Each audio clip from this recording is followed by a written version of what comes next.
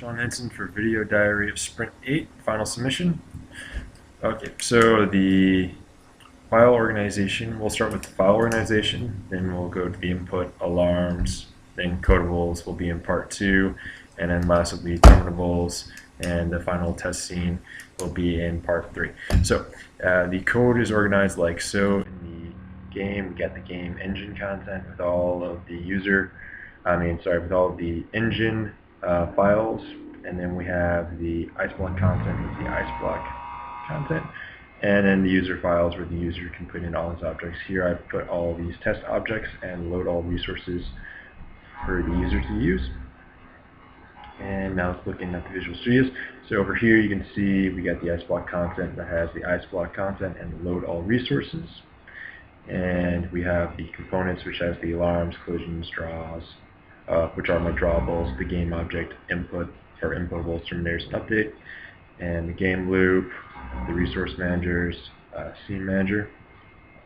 And then last we have the tools, which I just have the time manager as a tool, since that is mainly used as a time keeping device which the user can call on by calling this function display frame time and display total time right here in the CPP, and these are static, so these can be called anywhere throughout the entire game. So if the user needs to know the time or the frame rate at any point, they can just type this in and they'll be good to go. So let's look at the input, since that system is kind of really long. So how it went for me is I have a keyboard enum which has the key press and the key release states, which key state uses to change the state of the keyboard of each individual key on the keyboard,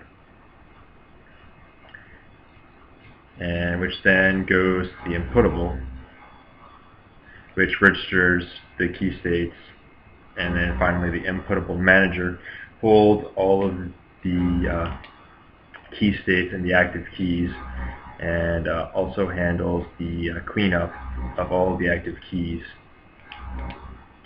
Alright, and that'll end part 1 of this recording.